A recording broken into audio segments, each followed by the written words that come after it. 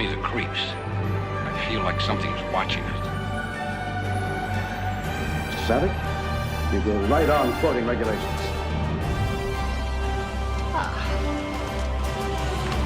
Hello, computer. I knew I would.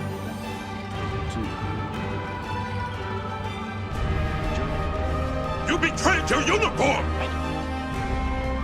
Target their cargo hold. Time to take out the garbage. Smooth as an android's bottom, eh, Data? I beg your pardon, sir. Aspires to be better than I am. Come on. It's gonna be fun. 5 years in space. God help me. This is the best day of my life! A phaser? You didn't use it? Swords are fun. Program complete. Enter when ready. Welcome back to another Retrack Review, where each week we talk about Star Trek, and this week we're talking about episode 4 of season 3 of Star Trek The Next Generation, and that episode is entitled, Who Watches the Watchers? It originally aired October 16th, 1989. It was written by Richard Manning and Hans Belmer. Richard Manning and Hans Belmer had previously done teleplays of The Arsenal of Freedom, Symbiosis with Robert Lewin, The Schizoid Man, and The Emissary, and Shades of Grey with Maurice Hurley. It was directed by Robert Weimer. Introduction to a director for the first time. The synopsis for Who Watches the Watchers is the Enterprise must undo the damage when a primitive civilization discovers a Federation observation team and concludes that the Starfleet personnel are gods. And we had some guest appearances this week. We had Catherine Leigh Scott as Nuria. She is a character actor has been in quite a handful of stuff. I've never seen it. I've heard of it. It's called The Dark Shadows. It was like a 60s, 70s gothic soap opera. She was in 310 episodes of that. I guess most notably a character called Maggie Evans. Then we had Ray Wise as Lyco. I think that's what they said. Ray Wise has been in a ton of stuff. Probably the two most famous things that we would probably know him from. He played Hugh Jones on the Agent Carter television show by ABC. I've seen him in that a few times, but he also plays famously Swamp Thing in the 1982 movie. But Ray Wise has been in tons of stuff. Then James Green is Baron, another character actor who also played a city council member on Parks and Recreation. He played Councilman Fielding Milton. That's Dr. Baron. Cool. Yeah. Then Pamela Segal, who played OG. Kind of crazy. I don't think anybody expects this. So has been in a lot of movies and done a lot of voiceover work. And while she's done Ashley Spinelli from Recess and one of my personal favorites, Otto Osworth in Time Squad, she famously voices Bobby Hill from King of the Hill. Are you serious? Really? Yeah. That's cool. So that's funny. How funny is it that OG is like this really famous person? Did she come back for adult Bobby Hill? The 2025. Yep, she's back. That's really funny. Yep. It's okay, Dad. Yep. Well, Bobby Hill. Then John McLiam as Fento, another character actor going all the way back to the 50s. James McIntyre as Holly, the one with the bow chasing him down. And then Lois Hall as Dr. Warren, another character actor going all the way back to the 1940s. So that was the introduction to our episode. But before we move ahead, let's first introduce our special guest. You've heard him on the podcast, but now you get to see him on the podcast, and that is From My Office. Greetings. Hello. We're all friends. You can call me From. I'm illegally changed my name to From My Office, first, middle, last. Mr. Office.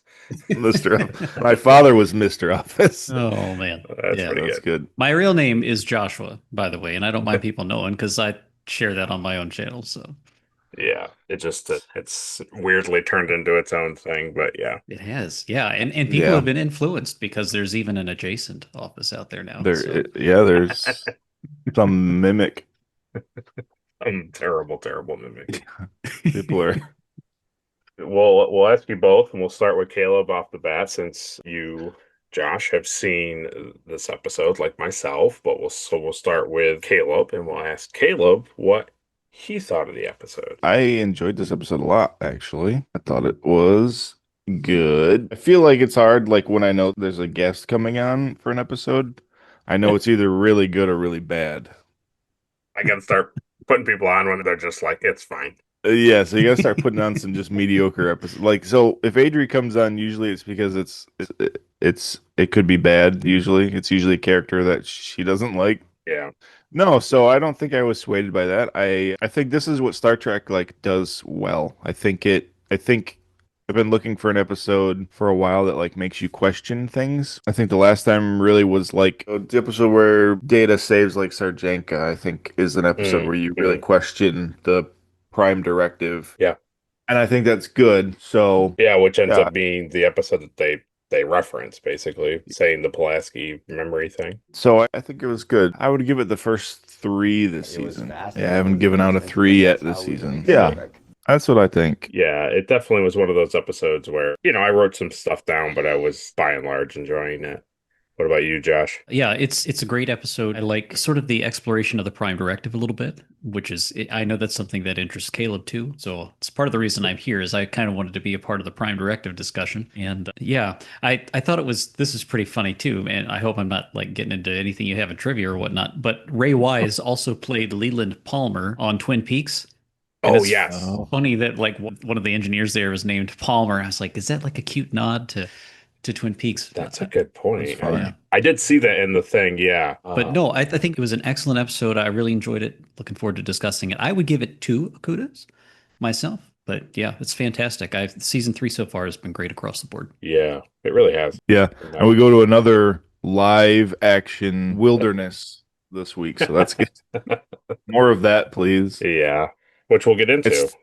It's still so funny to me to see like them actually being outside. You're like, man, this looks really good. It's like, why didn't they just do this in the 60s? They do. It'll be really interesting when we talk about it. Well, very good. Yeah, so that's what Caleb and Josh thought of the episode.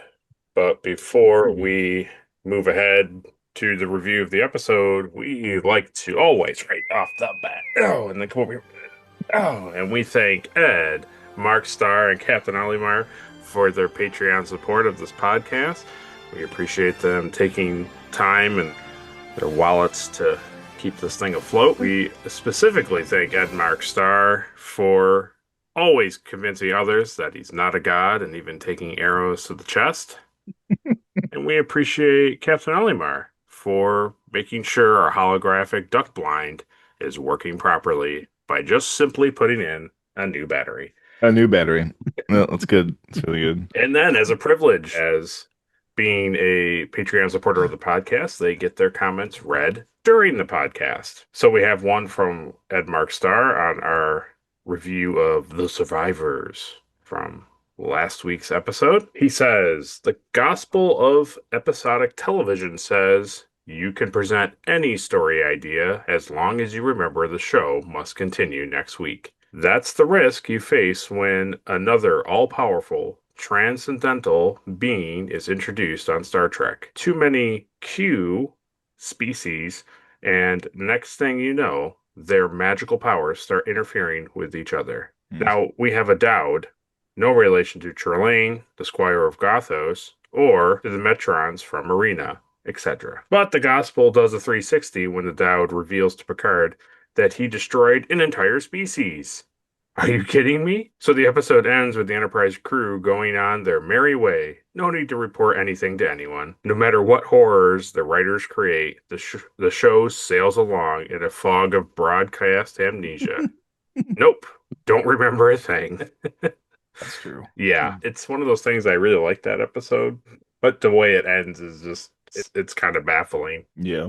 Do you think all these all-powerful beings like hang out together? They just, the Dowd and the Q and the Metrons, they're all like, hey, this week I destroyed an entire race. So Yeah. yeah, well, I created a planet Yeah. over here. I did wonder about that, like if the Dowd had the power to erase an entire species, does he not have the power to like bring them back? Yeah, I mean he was making his wife, so Yeah, that's true. The biggest problem I had was that if he's this all-powerful being, he can't sense when they go into like a little bit further away from the planet. So remember when Picard's like, "All right, take us into, space," but like they were still close enough to monitor the house, and then the Dowd on the planet's just like, "Well, they're gone. I don't sense them." It's like, but he can send his ships through space, like they can have him chase it and stuff, but he can't like see the Enterprises still like just out of orbit. Thought that was pretty funny. no, yeah. I think too, and also like he was keeping Troy tortured. Like even though they were waiting for hours, he was like, nope, still torturing that lady. That's really funny. Yeah, that's true. There's a lot of when you really break. That's the thing about stuff is when you really break stuff down, it really makes no sense. That's the best part. Yeah, that's what happens. But Ed is right. Like, that the show must go on, so you can't necessarily. It's nice when you have some continuity and callbacks, but it can't always be that way. No, yeah. Especially in the 80s. And you have to wrap it up with a bow, and you have to send the crew on to the next adventure. I mean, that's just standard writing. Yeah, they just had an experience. TV was not like that. TV was literally you turn it on, you watch it that week, and then you move on. There was no like we circle back and watch this again kind of a thing.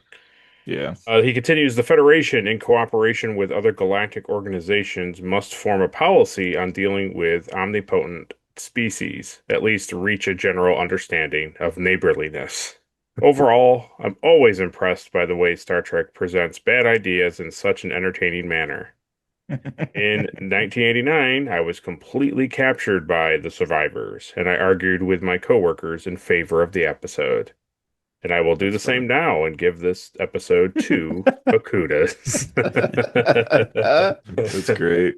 There's a tangible, satisfying feeling when I rewatch The Survivors. I applaud the actors John Anderson and Anne Haney for outstanding performances. Then he goes on to say, from a campus party in 1980, here's a song by the Corgis that stuck in my head for 2 days. You are warned. And then he sent us a YouTube link. So get that out there. He also provides a popcorn award suggestion, which we won't say. We'll save for Healing Frequencies Open.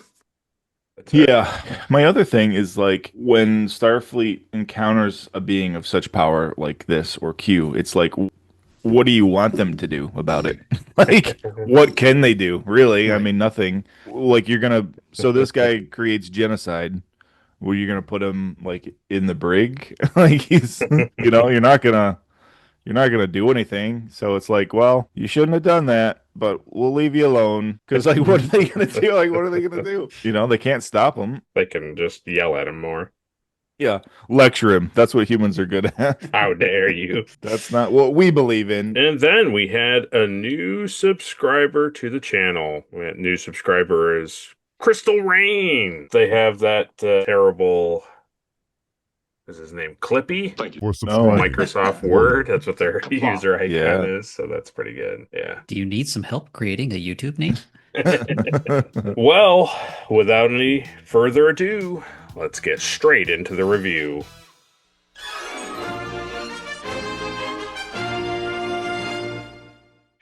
So we open up with that captain's log and it's fine and it all made sense, but I didn't know how I felt when Geordi comes onto the bridge and he's talking to Picard about having the parts replicated, and then he's like, but I don't know why I'm doing that. And I was thinking, why would you not know why you're doing that? I get it was for like the introduction of the episode to be like a way to have a character like give exposition of like why we're doing this thing, but that's legitimately like what the captain's log is for in the beginning. Right. So I just thought it was kind of strange when Geordi walked down, he's like, well, I've made all the parts, but I don't know why I've made all the parts. And then Picard's like, well, they are scientists. And then Geordi's like, yes, they're whatever. And I was just like, but why do they have a battery? I don't know, Geordi. Probably to keep anything, charged. Probably all their science equipment runs on Yeah. batteries. It's funny. What did you think about the horror music in the captain's log? Did you catch that? I don't think I So did. the ship's like flying through space and he's doing his captain log, and then the background music is, and it's very like Very 80s creepy. like horror, you know. Yeah, let me look at this. Captain's log, stardate 43173.5. We're en route to Mintaka 3, where a three-man Federation anthropological field team has been studying the inhabitants. Our mission is to resupply the outpost and repair their malfunctioning reactor. I caught on to it. I was like, man, that's interesting. That's funny. I didn't catch that. I feel like I've heard it before. It's very subtle, but it's like, I don't know. It's definitely like it's like a creepy, Yeah, the impending ominous. doom. Yeah. So I think probably the most exciting thing that before it actually is seen is you hearing that these characters or the people on Mintaka 3 are proto-Vulcans. Proto. Yeah, that was cool. Yeah. I liked how, like, logical is the Vulcan thing to say, but then we find out later, like, they're like reasonable. This is very Right. reasonable. I was waiting for them to be like, live very long and do okay. Right, yes, exactly. Yeah, especially Nuria at the end, right? Like, yeah, may your science give you long life. Yeah. Yeah. May your sundial always spin in the shadow. Yeah.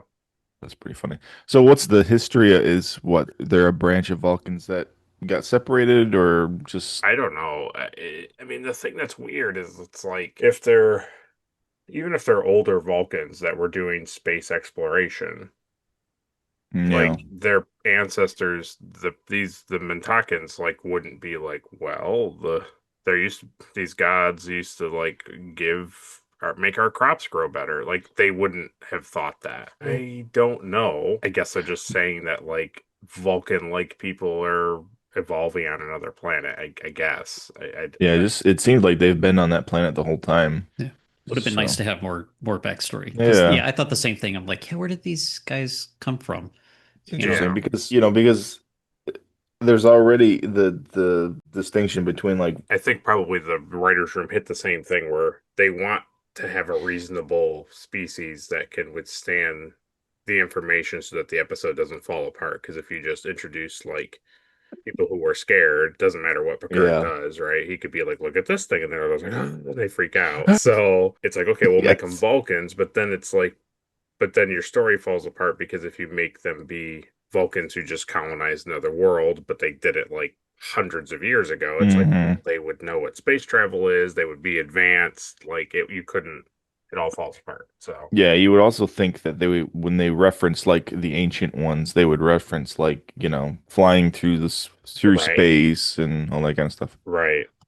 I also thought it was a really big letdown that when they cut to the lab or whatever you want to call it on the planet, that there's not a Vulcan officer. It's like that would probably make the most sense. Like it's fine for them, just be people, but it's like I was thinking, wouldn't you get the most benefit of having a Vulcan officer be like, interesting, and then notating? No, that's a good point. Yeah. They don't. It's I don't get. Yeah, I don't know. I don't get the Vulcan stuff. It's just like because watching the original series, it's like you grow so accustomed to Spock, and then now in this show, it's just been like, yeah, Vulcans are kind of doing stuff, but like they're not really. They don't do nothing.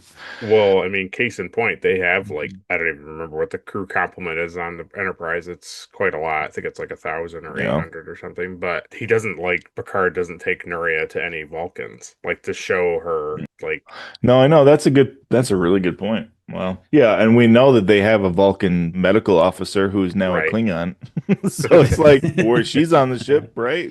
Yeah, that's a really good point, Will. I didn't even think about that. Like, man. And it's fine. Like, it doesn't break the episode. It's just like, it just makes the Star Trek world feel like Vulcans don't exist. I know. It's like they're only these primitive people on the planet. And you're like, but I've seen so many of them. Yeah, it's interesting. Also, they didn't show any because then they probably could have had the Vulcan go up to Liko and like mind meld with him and just erase all of his memories and just be like, he doesn't remember anything, and then send it back down to the planet. Yeah. I thought it was funny. Well, You said that last week too, when Beverly was like, "I can't help Troy because there's nobody, nobody knows how to do telepathic stuff," and it's like you're like, "There's no Betazoids on the ship. There's no Vulcans on the ship. Like, There's no. nobody. There's Just nothing, you. nobody there. Just do this some more. That might help. Just wave that thing around. I don't know."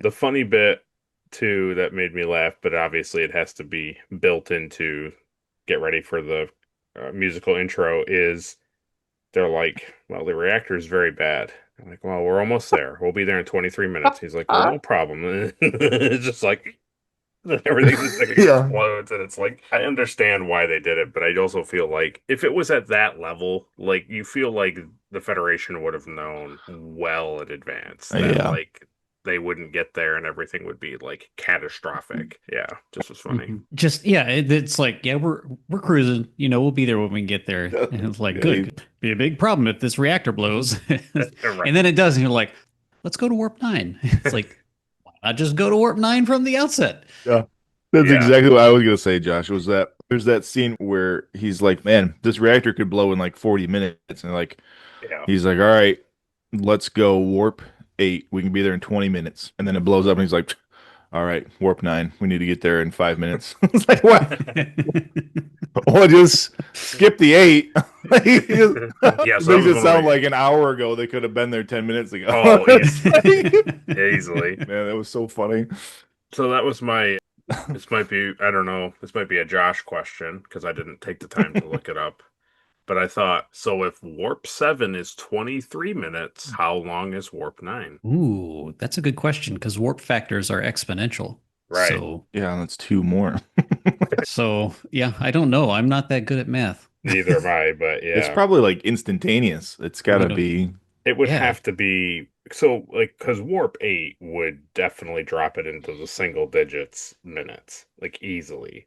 So warp 9 has to be, like, seconds? No, it's legitimately like he's like, all right, warp 9. All right, break. I mean, it has to be. Yeah. Should ask AI. I wonder if AI understands warp to be able to. Man. Let's see. I wonder if Federation children get questions like this in their math class. 100%. Yeah. If 2 Federation ships are traveling at light speed and there's no Vulcans on board, when will they crash? Okay, here we go. Let's see what chat says. It says it's going to work on the Akuta scale, which was in the Star Trek Next Generation technical manual. We use the Akuta scale. Like Picard was like, quick, 3 Akutas, engage. Well, I mean, it gives a lot of math. It says, it breaks it all down, the speed of light using that, I believe, that book. And so warp 9 is 2.3 times faster than warp 7. 3, well. So it says that it would take about 10 minutes or 9.96 minutes. Okay. Interesting. Okay. That is longer than I would have expected. Exactly. Yeah. But again, they're using the manual. But like Caleb said too, like they just throw a number out and then nobody thinks about whether or not it works or doesn't work. No, warp factor works based on the plot. Yes. Like, hey, we need to be there in 20 minutes. That's warp 7, and we need to be right there now. That's warp 9. Like this is what they do. Yeah. So we get down there. They beam down to the planet. Obviously, that gentleman decides to go out the window, which was very funny. Yeah, what an idiot. It was like, It's a sheer drop off too, Yeah, but the thing I thought was weird, and I don't know, maybe I just missed it or like didn't understand it. So like they beam down, and then Geordi's like, "Careful what you touch. The frame is still charged." And I was like, there's no possible way for you guys to like stop that from happening and then work on everything. I don't know. I didn't quite understand. Well, it doesn't even make any sense because they needed to replace the battery, which is where the charge would be coming from, which is dead. So why is it still electrified? Yeah, true. And then the guy that rolls out the window, he didn't get electrified going out the window. No, it didn't reach the window. So yeah, no. So what do these people really suffer from in this explosion? That's what I want to know. Because one of them dies. Yeah. And it's like, what was it? Was it just high electrical? I don't know. I don't know. Yeah, the concussive blast when it kind of blew. Yeah, that's a good question. The smoke. I don't know, because like the thing you would think about is they're all just working on consoles and like operating a holodeck, and then they just have like a power source, Yeah. that isn't probably regenerative, whatever. It can't Yeah. like keep fixing itself. So I figured that, but yeah, it was a thing when we get down there to that part in the episode where it's like, well, this officer's dying. I was like, Why? Yeah. Yeah. Yeah. She died because she was at her council. The other guy who got blown up, electrocuted, and then rolled out and did a 40-foot fall on a rock face. Totally fine. Totally fine. slept in some caves overnight and just was Yeah. trying to get some sleep, and they were like, look what I found. Oh, this comes back to what I have noticed is increasingly the issue in these episodes of Next Generation, and it's the plot. Like, Yeah. the plot exploded in her stomach, Oh, Yeah, plot right. knocked him out the window. Yeah. It's just like scanning her, and it's like, no, plot is taking over. She has no more script. Captain, I sense her script is running short. But that's my favorite thing in any this era, like sci-fi, is when they're like, "Oh no, the reactor," and it's like it blows up, and they're like, "Oh," and they like lay on their desk. It's my favorite. I love it. I did like to when they revive him. He's like, no, get to. Oh, and then she's like, it's okay, and he's like, oh, all right, okay. Oh, geez, man! For a second there, last time I was awake, the thing was exploding. They also keep that like on screen for like way too long. Way too long. Way too long. They're all just watching these people like dying, and he's like, Kurt's "My like, God!" And then the transmission goes out. Yeah. Like, well, who knows what's happening now? I like that they did actual engineering work. I enjoyed that like Data goes over to the council and he restarts the thing. Like it felt was cool. It felt like they were actually doing like progressive steps of fixing the problem, which I enjoyed a lot. That was cool. And I also liked Majority taking the burnt out thing and then putting the nice shiny one in. Like it was, I don't know, it was cool. It was cool, yeah. But I'm totally fine with it, and it doesn't. They don't bum me out in any way. But I immediately thought of Caleb when it was the father and daughter walking through their thing, and they were like, "Hello, father." They were like, "Can I want to go over here to the dial?" I just like heard him in the back of part of my mind, where just him voicing these characters. Yeah, it was really funny. No, I like these like right off the bat. I was like, "This is cool," Yeah. And so it's like that's her job is to do the date or whatever she was doing with the sundials is like her chore that she takes very seriously. I thought that was kind of cool. Yeah.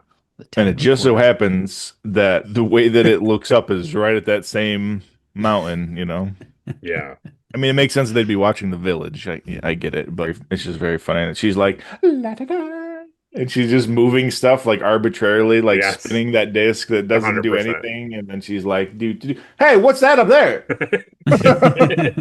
I've noticed that plot is happening across the I see some sort of shining plot in the distance. Yeah. Like, and this irritated me a little bit. It's like, all right, you are in an area of a planet where you are actively watching people. People are going to be around. And I realized, okay, your duck blind just malfunctioned, and so you're trying to fix it. But like, why wouldn't they have used tricorders or something to be like, hey, we need to work on this faster, or like be prepared because there are two people walking towards us, Right. It's a thing with them seeing the flash is like one thing because they're all responding to like a medical emergency. And they're also fixing it, but it's like he gets so close to them, and like Data's just like la la la. Oh, well, like, also when Beverly's nurse or whatever he is beams away, he looks like directly at the window. He does, as he's like beaming away. They should have slowed it down, and he could have been like, "It is such a great, yeah." It is so good though. It would have been really funny too if it was like, okay, here we go, and then he's just like, oh, and then he just beams away.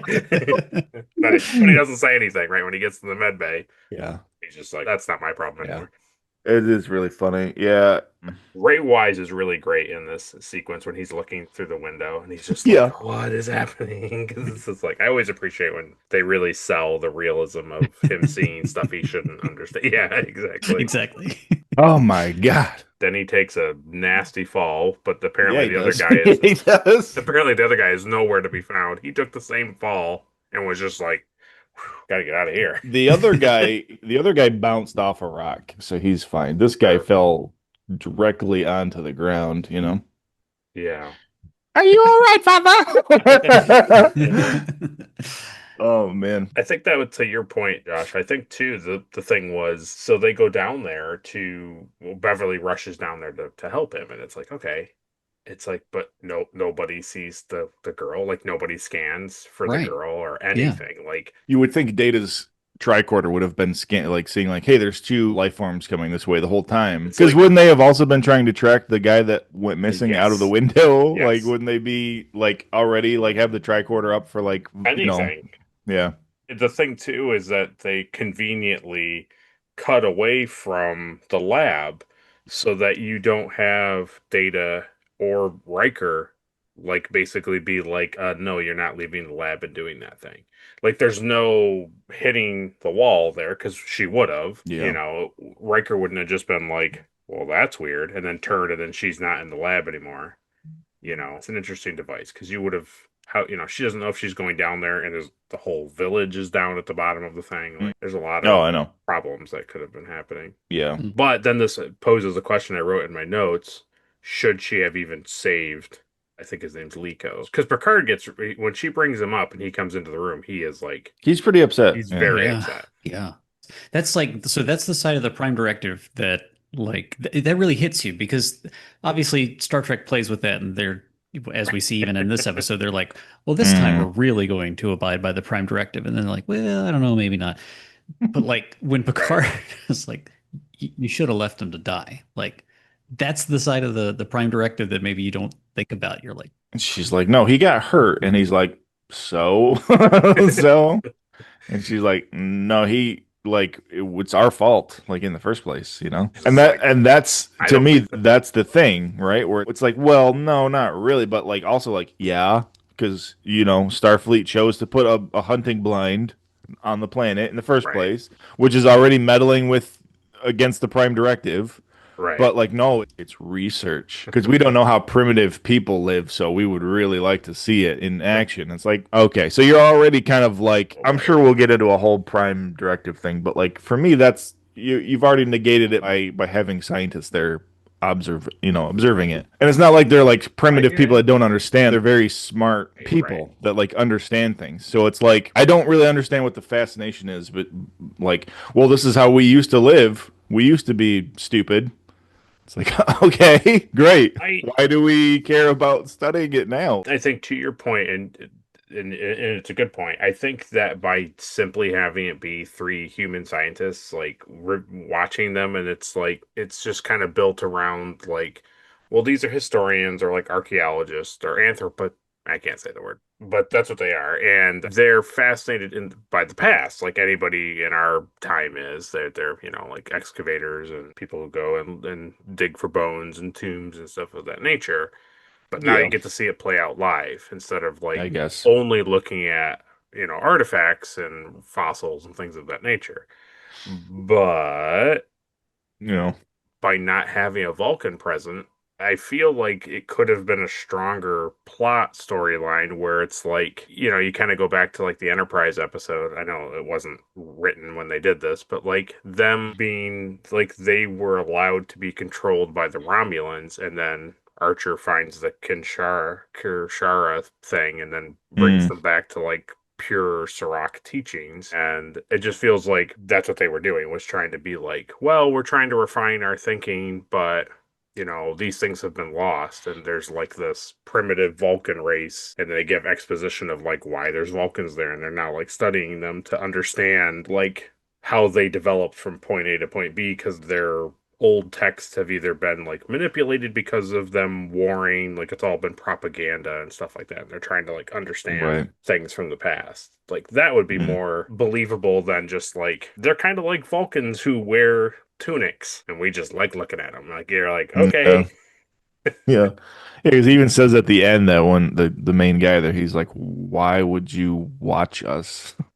He's like, well, because, it's cool. we're smarter, and Yeah, it just Yeah. bowed him. Really, just bowed him. Well, Yeah. anyway, And it's easier to give that a pass, like you mentioned earlier, if they had like at least one Vulcan Just one. yeah, in the duck blind. Yeah. because I'm sure this, like you're saying, like this is probably more important to like Vulcan history than 100%. anything else, you know? Yeah. Because like Picard's thing at the end, like I was just saying, he was like, it's we like to observe how we used to be to see how we are where we are now. But it's like great, but these aren't humans, so it's not the same. Right. You're observing it. You might as well go observe, a race of lizard people. Just be like, oh, that's interesting. We didn't do that. Like, Okay. what if on like Vulcan they experienced like unprecedented events on their planet, like weather events or some sort of thing that happened, and they were like, and people were the Vulcans were starting to give into the thought that perhaps there is some sort of like overseer like their ancestors believed in, right? Like it was logic was starting to dictate that there must be like a higher form of intelligence watching our planet. And so then they were like studying this planet to be like what's happening? Like how is there an almighty overseer, or is it just, a belief system? So I don't know. Yeah. Cutting, when you think about her beaming him up, I just feel like transport him back to the lab and then just bring down medical teams and the equipment down to the blind. Like don't bring him to the ship. It's like you have the technology to just literally like or beam him up to the holodeck and like put him in a situation where it's like, she has the ability to disguise people. I don't know. It's like get him in a stable, sedated thing, put him in the holodeck, and then put the nurses in that type of Yeah, that's stuff, good. and then just be like, oh, I saw everything, and be like, no, you didn't. You're right here. We're from another village. Like we saw you out in the rocks. We picked you up and took you back to our doctor.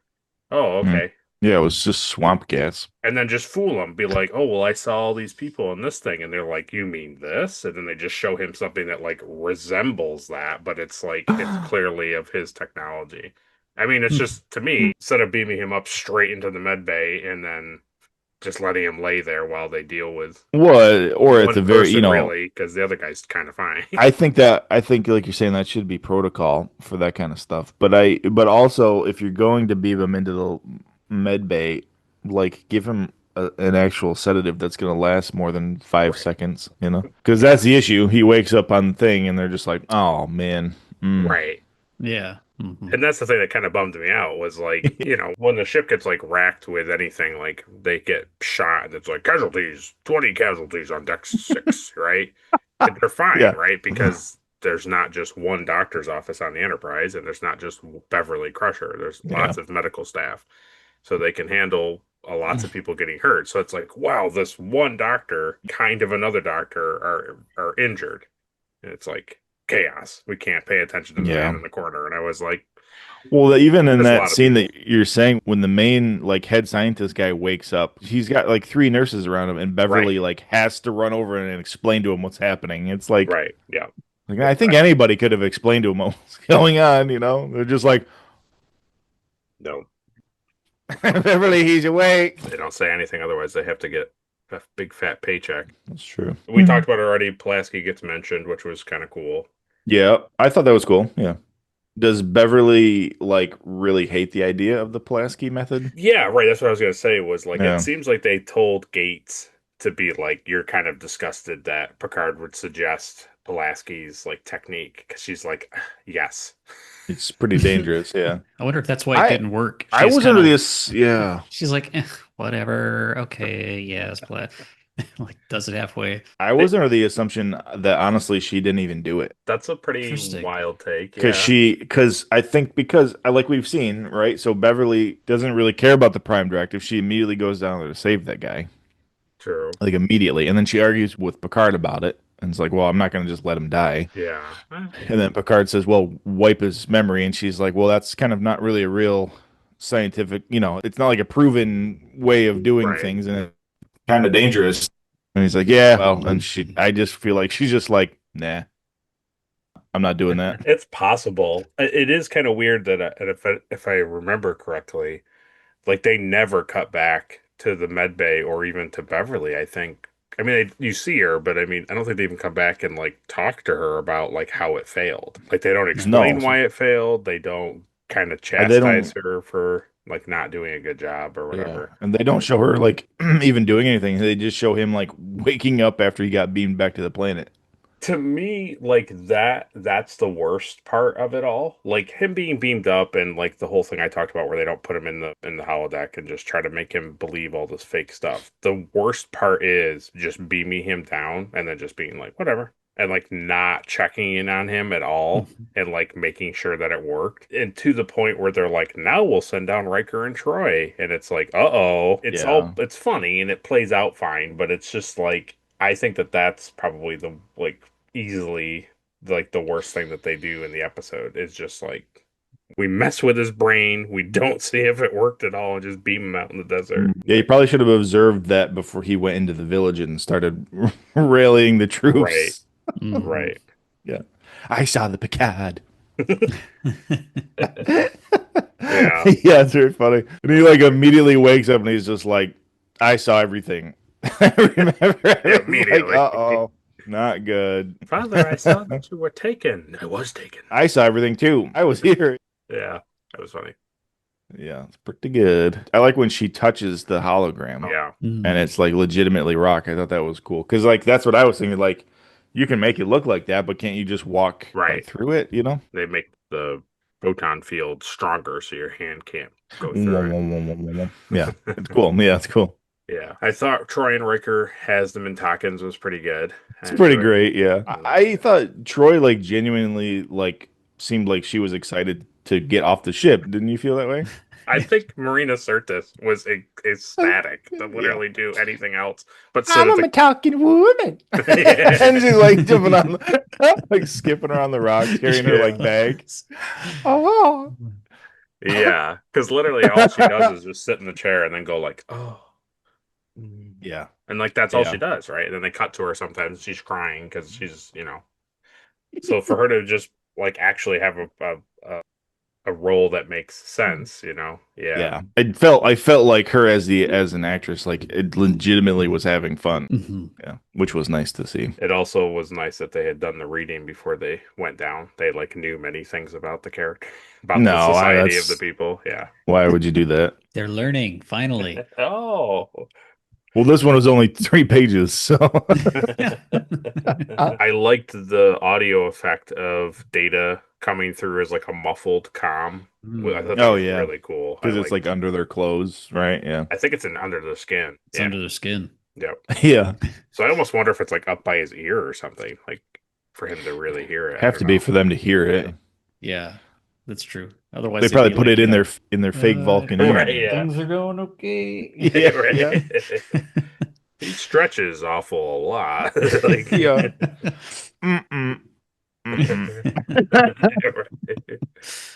String him up. Yeah. That voice comes from his armpit.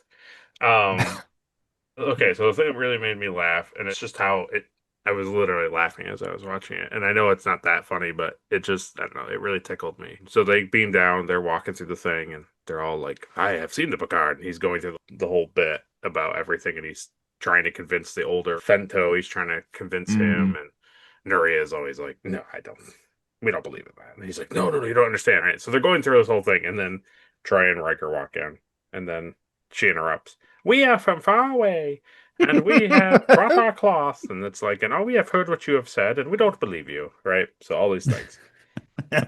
It's going through it, and it gets to Riker's bit, and Riker's like, the Picard. He's like, there's no the Picard. That's stupid. And then it's like, look what we have found from the village.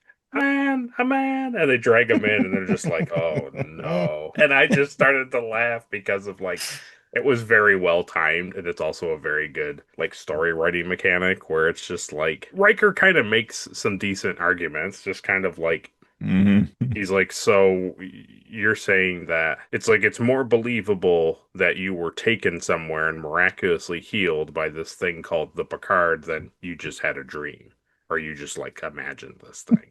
Like that's more believable. And they're all like, or you fell off the hill and hit your head, right? And they're all like, and then they just drag in this like bruised, dirty, like human, and it's just like, well, there goes like Yeah. Like, Yep. there's We no found a possible- 7 of the Picard. It's like, well, it's time to leave because I can't fix it now. It's like it's way too late. Yeah, And that then was pretty good. And then Riker telling Picard that he's a god was pretty great. Yeah. Good Yeah. Lord.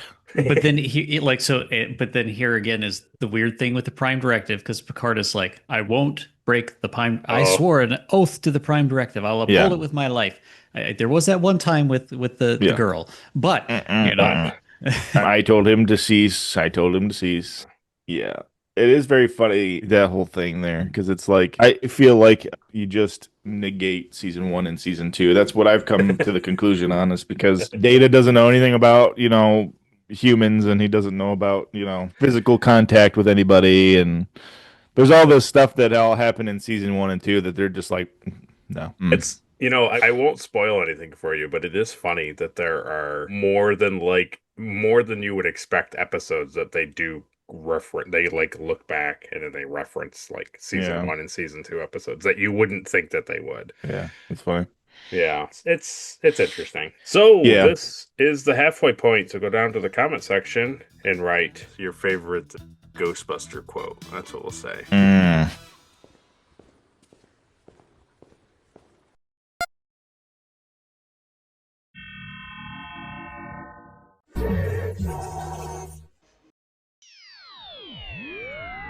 The bit that got me laughing was the Picard will grant us favors. They were like, the Picard will grant us favors. And they were like, favors? He's like, yes. It has been told that they will give wonderful crops and beautiful things, and they will even bring people back from the dead. They're like, well, this sounds pretty good. Like, I'd like to see more of these crops. Because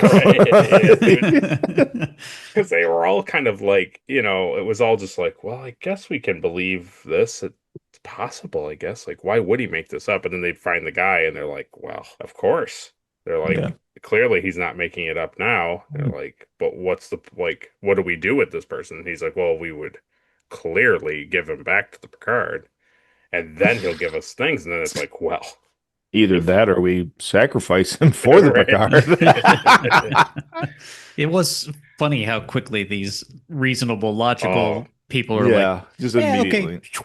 Yes, the Picard. Yeah. And that's I think what is going back with the thing I was thinking about was that would have been an interesting thing to explore, of how how easily they shift their belief system based off of just certain things that they see and interact with. Would have been interesting if that's what the current Vulcans were dealing with, maybe slightly differently, and how they resolve the episode ends up helping the Vulcan society back on the planet or whatever. It's I don't know, it just would have been because this is a belief system that they had hundreds of years ago, right? And now all of a sudden it's well, we're going to repeat this for the next century, So Troy comes in. I saw them again, right? And go run. They all where? And they're like, it's all everyone will go, but you, Fento, will stay and watch the man. He's like, of course I will. And then Riker's there, and I laughed again when Riker, he's sitting there and he's getting Fento is tying the thing up, and he's like, no, my friend. He's like, if you're going to use a knot, he's like, you want one that when you pull on it, any type of pressure, it's it'll get tighter. Let me show you this special knot that I have as I tie you up. And as it cuts back and he's tied up, I was just like, that is very effective. Okay. Yes. Wow. All right, my turn, right? These knots are reasonable.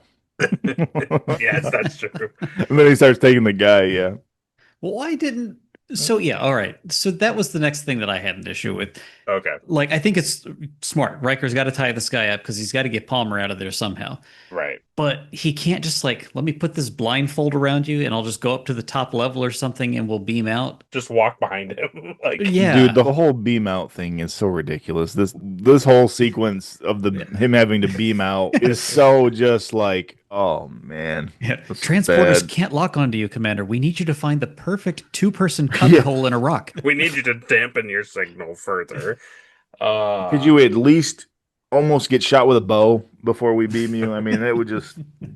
So here's the thing, it's and he's not worried about Troy. It's they split up. It's clearly going to be bad for her, right? If they all realize that. Yeah. And it's just well, we can't beam out. We can't let them see that. It's like they already are just like they're ready to put this guy like in a fire pit for Picard. Like, you just beam out, man. Just beam all three of you out and like just let it be, you know? Yeah. You've already done it. You've already really messed up the directive. So It would have been interesting if they had said that like the rocks messed with like transporters or something, right? yeah, Just but then he something to goes explain why Riker had to leave the village. Him going in the cave doesn't make sense for in that scenario, but a smaller rock. The perfect place to beam. yeah. The thing that's crazy is just in that sequence where he's following him, I think his name is Halai or Holly or whatever. They just the sequence of the actor like running up the side of the hill with the brush and like those two guys like not being in the hole anymore, right? Because you got to think Mhm. like by today they would just digitally artifact and like they could Oh, still be that's sitting there true. and just make like Adobe Premiere like the rock looks the same kind of thing. But in those days they literally had to have like that guy running up the hill and then Mhm. have Jonathan Frakes and the other actor like just stay still, and then they'd be like cut, and then move those guys away, and then have that, and then be like action, and then that guy keeps Yeah. running up the hill. So I was like, that's pretty hard to do. Or they overlaid it, right? Two shots from the Oh, same two different camera. passes. That's true. They could have had Yeah. it like split. Mm-hmm. That's probably how they did But it. it looks great. I mean, I don't disagree with you. Like, it looked really good. Even the beam out, like where the little ball is still dissipating when he's up there looking the other way. Yeah, That was cool. yeah. I would have liked to see him at least fire one arrow. I forgot. I remember them shooting an arrow, but it wasn't Not yet. not at Riker. Yeah. No, it's just so funny because it's such a timed like filming thing. Like even if we Yeah. were to do something, it would be the same way where the guy's like, "Mm." And then they show like Riker, and he's just like, he goes behind that rock, and he's like, oh man, almost, almost. Like if you're really trying to kill somebody, you're not gonna like really pull back your bow, really line it. You're gonna just like try to shoot it as quickly as possible. But he's just like, got to be locked in. Yeah. Oh, he's gone. Well, Caleb, you got to be locked in, otherwise it's not reasonable. It would be It's a not waste of reasonable. waste of an arrow. Can I ask the Um, Picard for more arrows? I'm sick of making them. Yeah, it's really funny. You guys probably felt the same way. So Riker beams up and he's sitting there and they're dealing with the problem. And then they cut back to Troy on the thing and they're all angry and they're like trying not to, they're trying to figure out what to do with Troy. And then it just cuts back to the bridge and Riker's just like, Yeah, he walks and I in. was just like, well, wait a minute. I feel like you probably should have gone back down to the planet. He's like, hey, did Troy make it out? They're like, no, she's surrounded. That's not good. I wonder how she Yeah. feels. Yeah. And then like, then he's standing next to Picard and they're listening to the conversation, and then they're like, I think we should punish her. And he's just like, oh boy, that's not good. Yeah, it was just, I don't know, it just was really funny. It felt very unintentionally heartless. It just felt like it wasn't the scene to cut to. I think if Riker had come to the bridge in the Mitakan stuff and like was listening to it, it would have seemed like he was ready to do something to help Troy, but him coming fully fine, because that took a lot of time. And then him to just come walking up onto the bridge and just be like, terrible situation she's in. You're like, you were just down there. Yeah. Especially with the nature of their relationship. Because we Right. know Yeah. Riker and Troy are supposed to be so close. Yeah. Sorry, Imzadi. It's one of these. It's one of those things where it's like I feel like Riker would have gone back down to the planet no matter what Exactly. what anybody said about it. But yeah, like Will, like you're saying, like he's in the mirror and he's just like la da da, la da da. And he takes his wig off, he takes his eyebrows off, and he's like la la la. And he's washing his face from all the makeup. Yeah. He's like, "Hey, did Troy make it out?" And they're like, No. "She's gone." He's like, well, I gotta get back to drinking. They sacrificed her for Picard, so Interesting. torpedo is full spread. Yeah, the crazy thing is the thing I was thinking about is with the sequence of Troy and Riker coming down to the village and being like, hello, we are from another place and we have brought our cloth, and they're like, we love outsiders. It made me think that Yeah. like, so is this like a planet wide thing? Like, are they just they're everywhere, or are they like That's what I thought. Yeah. multiple different like villages? Because it made me think that what makes them only view this village and not like a more like a satellite in orbit, like is watching the planet, you know? This is the only village that has a mountain that faces the sundial in the center of town. There you go. That's got to be it. That's it. Gotta be it. No, because legitimately, when they first beam in, and I was just like, so if there's like 40 people here that live in this town, how are they going to blend in? Be like, hey, we've never seen these two weirdos Right. before. We're all family. Like Right. we know everybody in this village. No. So that's the thing, then they walk in, they're like, hey, we're outsiders. We're here to sell trade. And they're like, what are you talking about? Outsiders? This is it. This is all there is. They mean you're from a different village. The And Picard they're just like, sent them. uh-oh, beam us out. Beam us out. I thought the scene where they consult Dr. Barron in the conference room was a pretty good scene. Just I liked how they were Yes. formulating everything, and Dr. Barron like explaining their belief system and where they're at now. Like you're done. Like there's no we can just you're put a toast. Band-Aid on this thing. It's like, no, you can't. Everything's broke at this point. You either have to wipe all their memories or Right. blow them up. That's your... Yeah, and the thing I wrote in my notes because it made me laugh was Picard saying horrifying, and then he gets up from the table when he realizes that this is it. They're gonna make a religion based off of the Picard. Yeah, for hundreds of years. Send them back to their old ways. And Like it or not, we have rekindled the Mintargan's belief in the Overseer. And are you saying that this belief will eventually become a religion? It's inevitable. And without guidance, that religion could degenerate into inquisitions, holy wars, chaos.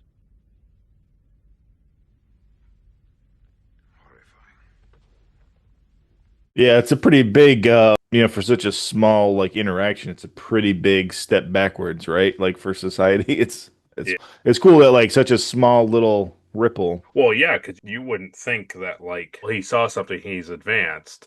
Like he just immediately goes down to this like. Because even the daughter pushes back. He's like, it must be the things that we've talked, like our ancestors used to talk about. And she's like, yeah, but that's like such old hat. Like those are foolish. And he's like, but you don't understand. Like all of these things happened to me, and it's like, and here I am. And then it's like, yeah, I guess that makes sense. Like I saw you fall over here. I saw a lady that doesn't look like us take you, and then you came back and now you're over here and you're totally fine, and you're telling me all of this stuff. It's like, well, that's not, so it's interesting that they basically, because that's what Dr. Barron is saying in the scene, that like it took them a while to get over this thought of like that there's like an overseer and like ancient gods and stuff of that nature. So it's interesting.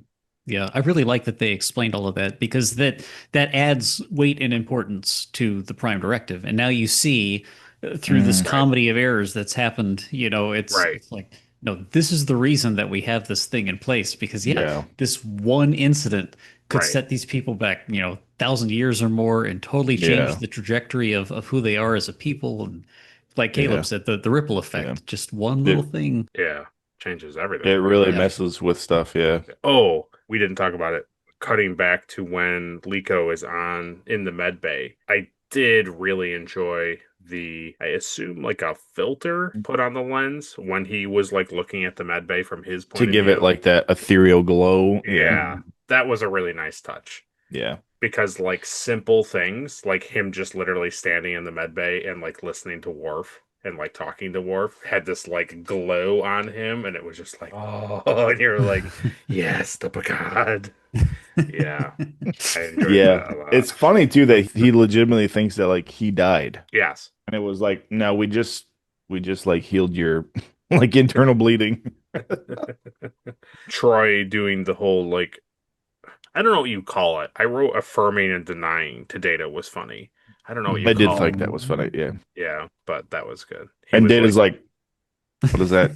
That was a funny bit, like yeah. that scene. Yeah. And then I was thinking, like, I guess nobody would ever go like, They would just say yes to him, or just in general, nobody would ever like just, I guess, like mumble it, or I don't even know I don't know what that terminology is even called, because it's not humming or murmuring. So it's like I don't shorthand. That is funny. That is funny. Is there a term for Yeah, that's funny. Yeah. It's Ming. Yes, Mm-hmm, exactly. I just like that he looked at Riker both times and he's like, that's a yes. That's a no. Like, Oh. processing. Yeah. So this is an interesting thing. I thought we all would kind of like chew on a little bit. So Troy's in the village and they're all around her and they're like, okay, you're surrounded by like 3 or 4 Mintakans and one is moving south and one is going up the stairs. And she's like, mm-hmm. It was a thing where it kind of helped us to understand like really what the sensors do. Because a lot of times when we think about Star Trek or things that happen in the show, you think that like they can scan everything and then like a little like digital like display of the person is like up on their monitor, right? So it's like you kind of think that like when they're getting readouts, it's just like, well, here's what the computer has scanned, almost like a 3D print image of this person. Yeah. Like radar, yeah. Right. But what you're really getting is like they're just like, oh, we can tell like DNA and like biometrics and like that's it. Do you think that the actual crew like has a thing in the computer where the computer knows the crew, like on the scanners like that? I would almost guess yes because of transporter patterns. Yeah. Right? That's what I thought. So like if you're looking at the computer, it would say like, like this is obviously Troy, this is Picard, this is, like they know the pattern, the DNA pattern. And then, but this was like, we don't know any of these people on the surface. So like, is the person going this way?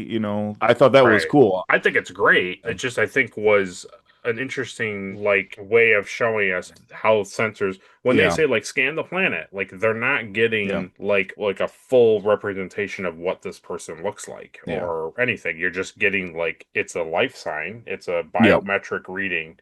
And they can track it, and that's it. I enjoyed it because it would have been very easy for them in the scene just to be like, all right, we have her, we have her locked in. We're gonna beam her when she's alone. But it was like, no, they took the time to actually like tell you like we don't know who's who on the planet. Right. Yeah, it was pretty neat. It is a shame that the sensors didn't have that function when they first beamed down to the duck blind, so that way they could have known that 2 people were coming towards them. Well, nobody was. You wouldn't have this Enterprise actively scan the area, right? No. I'm telling you, man, it's hard to write an episode that because what do you do? Like, well, I want the crew to do this. Like, well, they would never be in that position because of the computers and the scanners and the tricorders, and it's like, well, yeah, I know, but this is the thing that I want to get here. From here, and like, well, you can't because the computers and the ship and technology.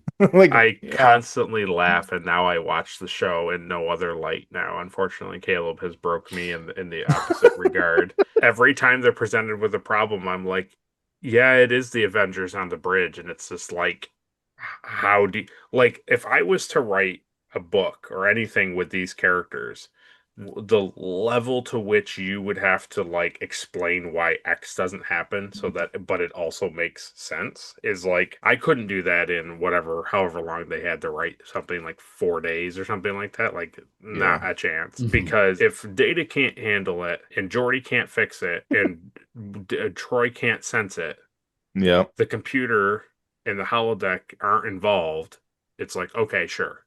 But you have to go through like all of the like jumps to get your plot to work.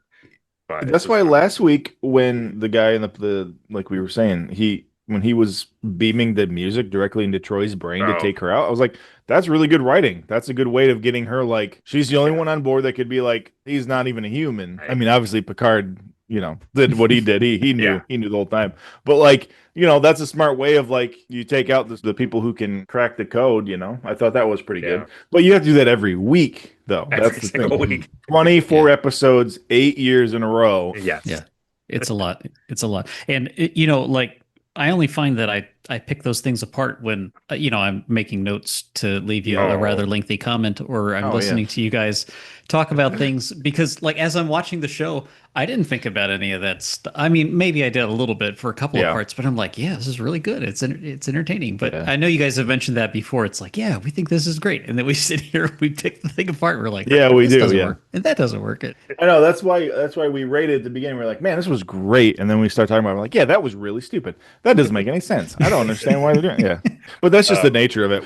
when you really, because like I didn't even when you brought up the whole like, hey, should have been a Vulcan observing the Vulcan. I was like, wow, that makes. Yeah. Didn't even think about it when I was watching it last night. They brainwashed you so heavily that you just are like, I don't know what Vulcans are. Yeah. What is that? Are you talking about Mintakan 3 people? Yeah. I really enjoyed. So they beam up Nuria to the thing because Picard is just like, I'm over it. Yeah, I'm going to do it now. Yeah. And he has Ensign Hoy, I think is what his name was. He doesn't say anything, but he names him.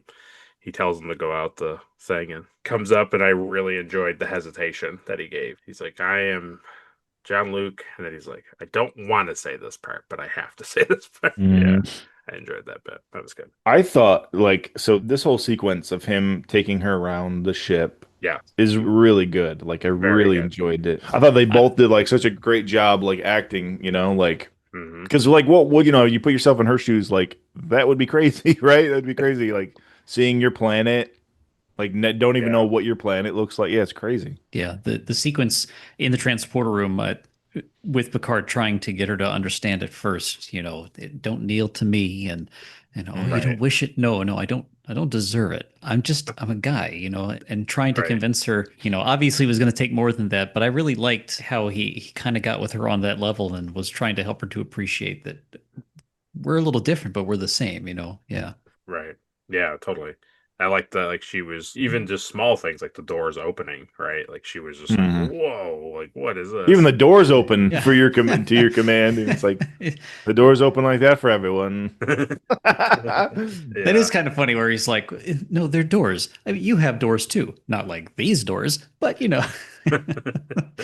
the like trying to get her to reason, which is a great sequence in the conference room when he's like, okay, like getting her to reason on huts and caves and bows. Yeah, it was really good. I really like that. That's really smart writing. Yeah. That's really a pretty good, like, that's a good way to, like, teach somebody that stuff. Like, so if somebody from your past saw you with a bow and how you're dressed, right, they would think you're superior. Like, my people also came from, like, caves and bows, and now we have, this. Like, I thought that was a really smart, man, that was good. Yeah, that was good. But it's just like, man, when he explains all that, and she's like, no, that makes sense. Hey, so anyway, can you bring like 6 people back from the dead? Because that's kind of really what I came up here to, It's like most of them were children, so that would be really helpful. That would be great. It was like, no, I can't do that. And it was just like, oh, but I've tried to understand so much. Please. Can I at least take this model with me? Yeah. What is that? That ship was cool too. That was that's the Stargazer. Okay. I don't think I've ever really noticed that before. Yeah, they definitely don't zoom in it. They've never zoomed in that much. That's cool. Yeah. I was thinking this is a lot like Justice, where Picard brings whatever that lady was up to the planet, and he shows her the thing in orbit, her god. I do vaguely remember that. Yeah.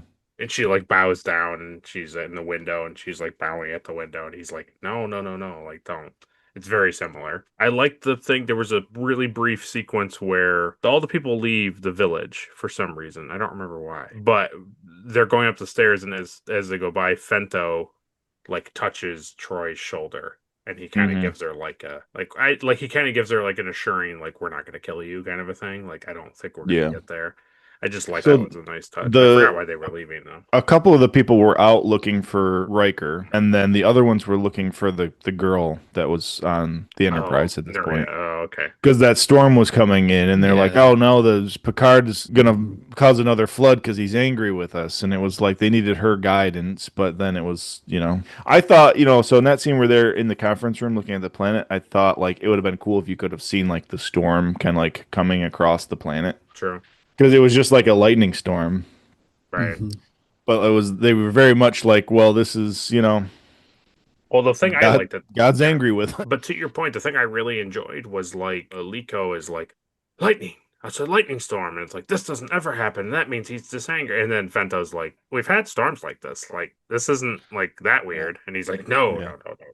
But I like that they do these little things where it Mhm. could be believed away, basically. Like, Yeah. we as the audience don't also are like, well, that's really convenient that a lightning storm is happening when it doesn't happen, kind of a thing. That's really smart writing too, because it's showing like almost like hysteria. Right, exactly. And he's like, "This never happens. This has to be a sign from God." And Fento's like, "We just had a storm last weekend. Like Right. this. Like, it's like, this isn't that weird. Yeah. Remember last year when your wife got killed in a flood? It's kind of Nope. like that, just happening Nope. again. There was no God then. Remember? Nope. Picard, he's gonna kill somebody else. I must kill first. Yeah, it is Oh, crazy.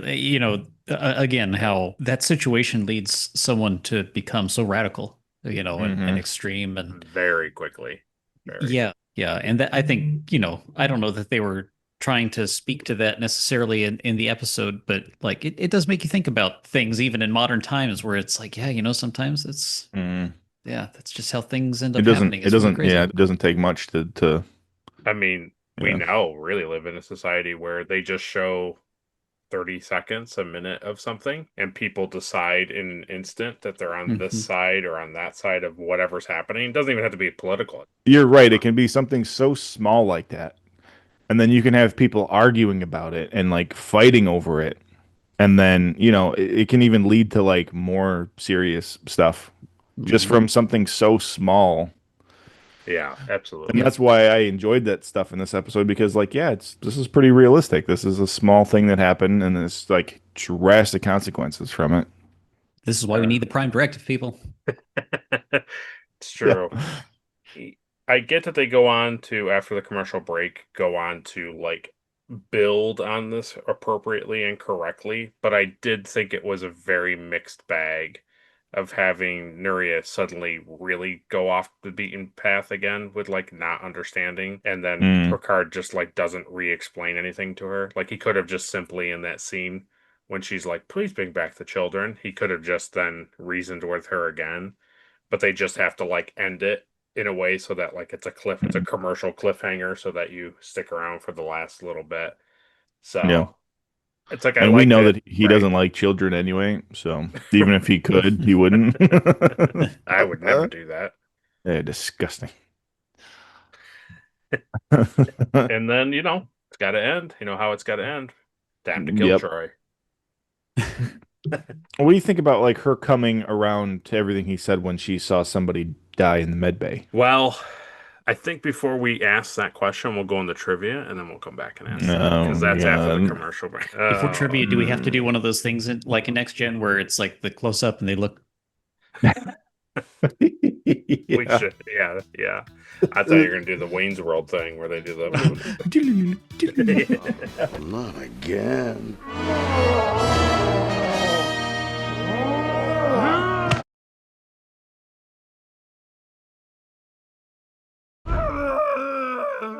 All right, now you're overacting. So, Vasquez Rocks National Area Park. That's where they filmed this. It is a familiar filming location from the original series. Where he fights the Gorn. It's where he fights the Gorn. Yeah, they used the Vasquez Rocks area. A lot, yeah. It mentioned that the cast and crew spent 2 days shooting in 100-degree heat. Nice. That sounds good. They did look pretty sweaty in that makeup.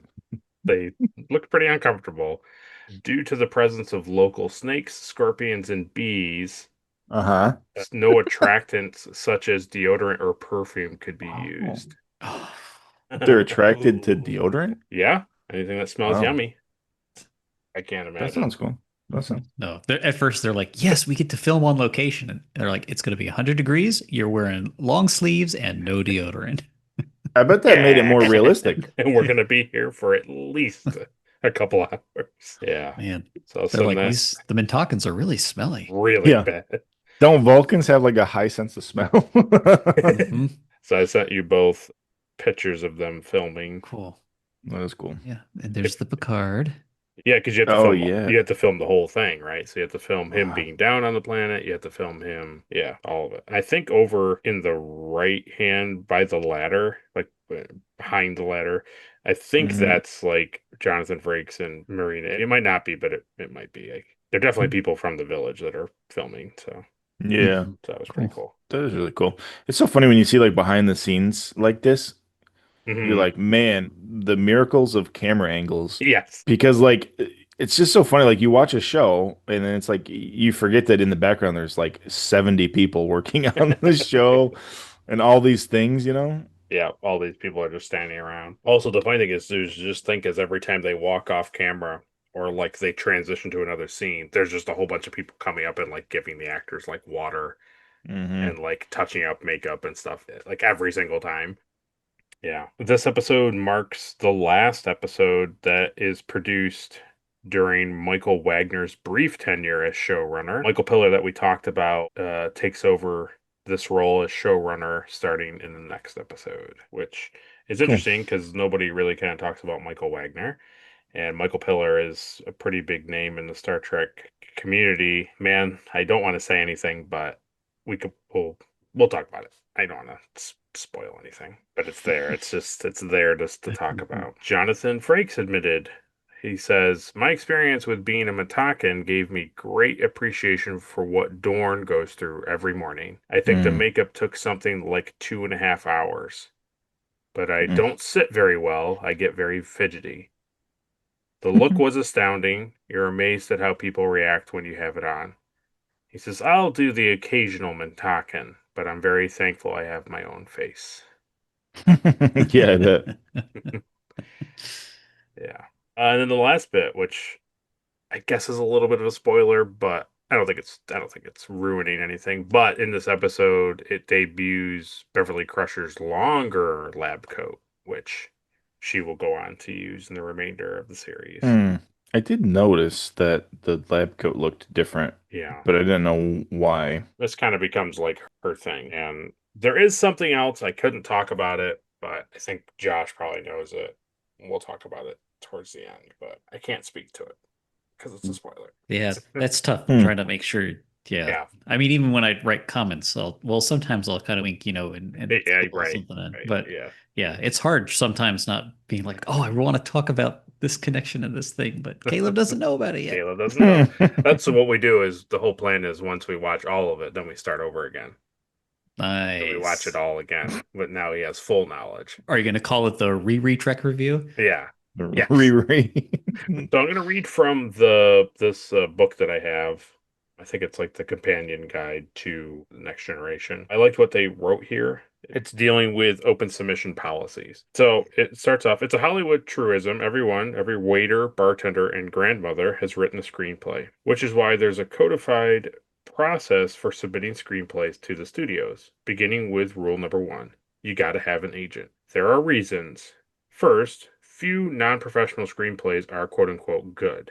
Agents seek out the more worthy screenplays and, by extension, writers. Second, and perhaps more important, agents, most of whom are attorneys, protect both the writer and the producer from claims of plagiarism, which is why, unless your uncle owns the studio, you can't submit a screenplay without an agent. With one exception. During the last decade of the 20th century, anyone could submit a script directly to the producers of Star Trek. That was Michael Piller's idea. There were no scripts when Michael started, says Eric Stillwell, script coordinator at the time. He had to turn things around really fast. Piller quickly beefed up the writing staff and took one more step.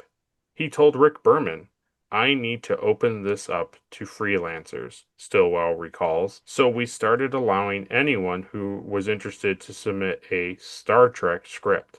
So as long they signed a release form. We came up with a list of guidelines like don't write a Q story, don't use Kirk and Spock, all the things Rick and Michael didn't want. The fans had been sending us unsolicited scripts anyway, Stillwell notes, so we started returning what they'd sent along with the release forms and guidelines so they could resubmit it with the proper paperwork. The tactic worked too well. We weren't even active on the internet yet, but the news spread through fan circles. We received about 5,000 scripts a season, he says with a laugh. Some of the freelance hopefuls were more creatively competitive than others. Writers would do weird things to stand out, so Stillwell says.